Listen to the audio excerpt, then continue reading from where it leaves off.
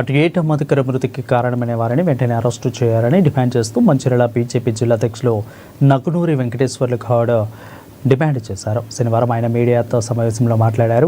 ఇక నిందితులు హైకోర్టు నుంచి తెచ్చుకున్న యాంటీ సేఫ్టీ బెయిల్లో రద్దు చేసినప్పటికీ పోలీసులు నిందితులను అరెస్టు చేయకపోవడంపై పలు అనుమానాలు వ్యక్తమవుతున్నాయని అన్నారు.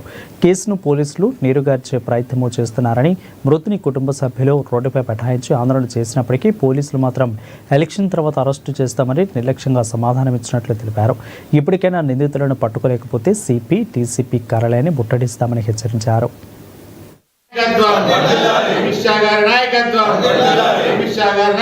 ఏట మధుకర్ భారతీయ జనతా పార్టీ మండల పార్టీ అధ్యక్షుడు 10వ నెల 10వ తేదీ ఆత్మహత్య చేసుకుంటే ఇప్పటి వరకు కూడా పోలీసులు ఎలాంటి చర్య తీసుకోకపోవడం శోచనీయమని నేను తెలియజేస్తా ఉన్నాను. దీనికోసం అనేక దఫాలుగా ఏసీపీ గారు కావచ్చు, డీసీపీ గారు కావచ్చు, కమిషనర్ గారు కావచ్చు, నిన్ననే మా రఘునాథ్ గన్నపల్లి గారు డీసీపీ గారిని కూడా కలిసి మరి ముద్దాయిలను అరెస్ట్ చేయాలని చెప్పి వినతి పత్రం ఇవ్వడం జరిగింది. కానీ పోలీసులు ఏమాత్రం ఈ కేసు విషయం లోపల పట్టించుకోకపోవడం శోచనీయం. జిల్లా పార్టీ అధ్యక్షునిగా నేను డీసీపీ గారి దగ్గరికి వెళ్ళి, సార్ ఈ యొక్క కోర్టు ఆర్డర్ ఇచ్చింది, స్టే వెకేట్ చేసింది, ఈ ముద్దాయిలను అరెస్ట్ చేయాలని నేను విన్నవిస్తే వాళ్ళు డీసీపీ గారు ఏం చెప్పిందంటే, మాకు హైకోర్టు నుంచి ఆర్డర్ కాపీ కావాలి, వెంకన్న గారు ఆర్డర్ కాపీ రాగానే మేము వాళ్ళని అరెస్ట్ చేసామని చెప్పి ఇవాటికి ఆర్డర్ కాపీ వచ్చి 4వ తేదీ ఆర్డర్ కాపీ వచ్చింది. 4వ తేదీ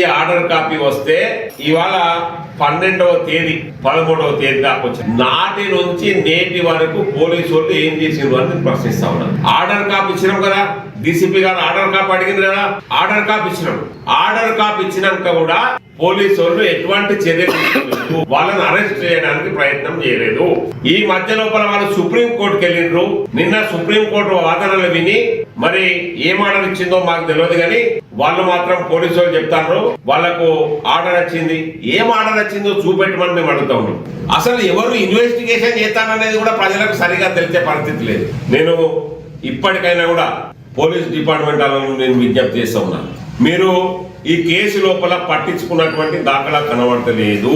అరెస్ట్ చేయాలని కోర్టు తీర్పు ఇచ్చినా కూడా, వాళ్ళు వేసినటువంటి కేసు కొట్టేసినాక కూడా, ఆర్డర్ కాపీ మీకు వచ్చినాక కూడా మేము వాట్సాప్లల్లా మీకు ఎస్పీ గారి, డీసీపీ గారికి, ఏసీపీ గారికి, సిఐ గారికి అందరికి కూడా వాట్సాప్ లోపల వాళ్ళ యొక్క స్టే పిటిషన్ వెకేట్ అయిందని చెప్పి మీకు వాట్సాప్లలో కూడా పెట్టినాం. మీ డిపార్ట్మెంట్లలో రాకుంటే మీరు చూసుకున్నారు కూడా, చూసుకున్నాక కూడా ఎలాంటి చర్య తీసుకోలేదని చెప్పి నేను ఈ సందర్భంగా విజ్ఞప్తి చేస్తా, తెలియజేస్తా ఉన్నా.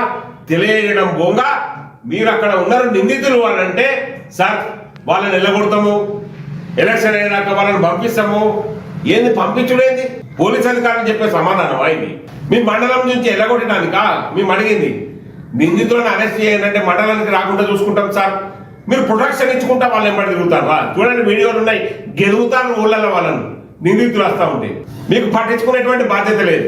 ఇక మీదట దీని మీద మీ ప్రెస్ మీట్లు పెట్టి పోలీస్ డిపార్ట్మెంట్ ని మేము రిక్వెస్ట్ చేసేటువంటి అవసరం లేదు. ఇక మీరు చెయ్యం, ఎందుకంటే మీరు నిందితుల ఇళ్లల్లో వాళ్ళకు ప్రొటెక్షన్ ఇచ్చడానికి ఉన్నారు తప్ప వాళ్ళని అరెస్ట్ చేయడానికి లేరు అనేటువంటిది ఈ యొక్క